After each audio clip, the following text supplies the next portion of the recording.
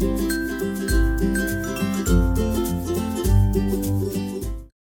everyone, welcome back to another episode of ABA with Vic. Now before we begin with this week's video, go ahead and click the subscribe button so that every week you can get weekly updates of ABA with Vic. Now for this week's topic, we're going to do something a little bit special. Since we're in June, graduations are going on, students are transitioning from elementary school to middle school, and from middle school to high school, and then we also have some students who are graduating from high school to college or to adult education. So for this week's topic, we're going to be talking about transitioning. Transitioning from one program to another is very important. As a parent, you have to talk to your educators as well as your family members about what is the future of your child going to be like. Will your child be able to continue with school, or will the child be living at home? When students transition from one program to another, it can be very difficult for this individual. This is why it is important to outline what are the difficulties of the individual when transitioning to another environment. If you have a child with a disability or with autism, talk to your educators if they're going to be moving schools or not. Ask them what is next year going to look like, and also ask how the new school is going to look like for them. How's the transition going to look like for them, or how the program is going to look like.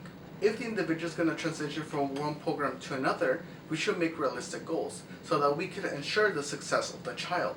By doing so, we can ensure that we have the appropriate services and the appropriate programs for the individual. Once again, talk to your educators and also your families about what you see as a parent or another educator. What would you like for the child's future to be like? As an educator, talk to your families about what possibilities or what services are out there so that the individual could take part of. As a parent, ask other educators or ask other parents that you might know about programs that are out there. If you're unsure of the programs that are out there that are able to support your child, talk to your educators. They will be able to assist you with these type of programs, or at least give you information regarding these programs. Transitioning is a very big step in an individual's life. Think about when you move from middle school to high school, or even from high school to college. When you move into the new environment, you don't know what to expect. There's a lot of confusion, there's a lot of uncertainty, and you don't know where to go. Now imagine this for an individual with a disability. Even though some individuals may be able to transition from one program to another or from one location to another, they might still be confused.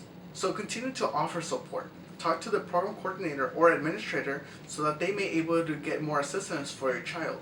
As a parent, if you have any questions, please feel free to contact your site administrator or other educators. Having an open dialogue will help you better communicate about your child's progress. As educators, make sure you have your door open so that parents can feel free to come in and ask you about certain questions. As an educator or paraeducator, remember that we don't know what's going on in the personal lives of the student or the family. So if the parent says something that might upset us, we can't take it personally. Because us as professionals, we have to maintain a professional work ethic.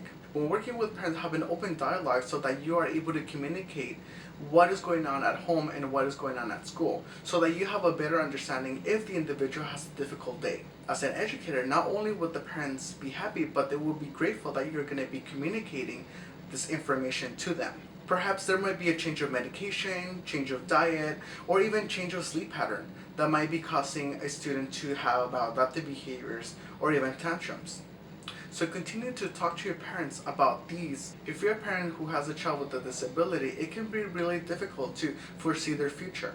If the individual is impacted by autism, there might be an uncertainty about how their future is going to look like. If your child is not impacted that much from autism, you may have an understanding of what his future will look like. But also continue to offer support. If your child is young, talk to your educators and talk to other school administrators so that you can get support for your child. And if your child is moving from elementary school to middle school or from middle school to high school, talk to your admin about what other programs are out there so that your child can have an independent adult life. Keep in mind that the goal for the child is to be independent. As a parent, we have to think about the things that are going to happen in the future. We have to face reality. Some family members are going to pass away. Others are going to move. So what's going to happen with the child? Be sure to have a plan or talk to your family about what's going to happen. We have to think about these things because it's part of life. This is why I encourage parents and other educators to work towards independence so that the child could have an independent life. Once again, if you want to transition your child to another program, talk to the other educators and the other environment so that you can come up with realistic goals to ensure the child's success. If you have a child who's going to go to college, find out the programs that the college or the campus is able to supply for your child. This way, the student is going to be able to be supported in their education. As much as we try to plan everything that's going to happen in our lives, sometimes things don't go according to plan. There's some rocks and stones that we're going to have to go over in order to succeed. So think of your child's future as the school year ends and we transition to summer. What's going to happen next year? What are some things that I have to look for next year?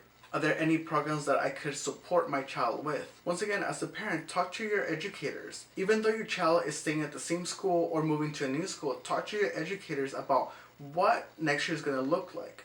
And also, as an educator, talk to your parents about the program that you're going to be implementing for next year. Talk about how you're going to manage behaviors.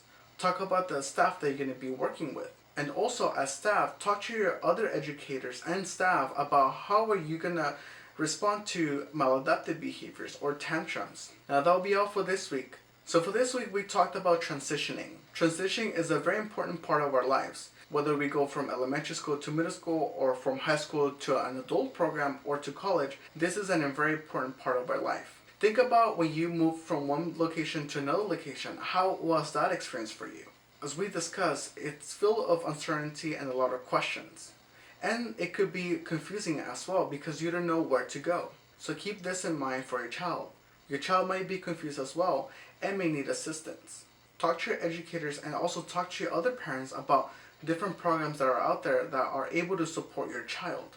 Now that will be all for this week. If you have any questions or comments, please leave me a comment down below. If you like this video, give it a thumbs up. Once again, if you have any other questions or comments, please email me at abawithvic@gmail.com or tweet me at abawithvic. And now we're on Facebook at abawithvic.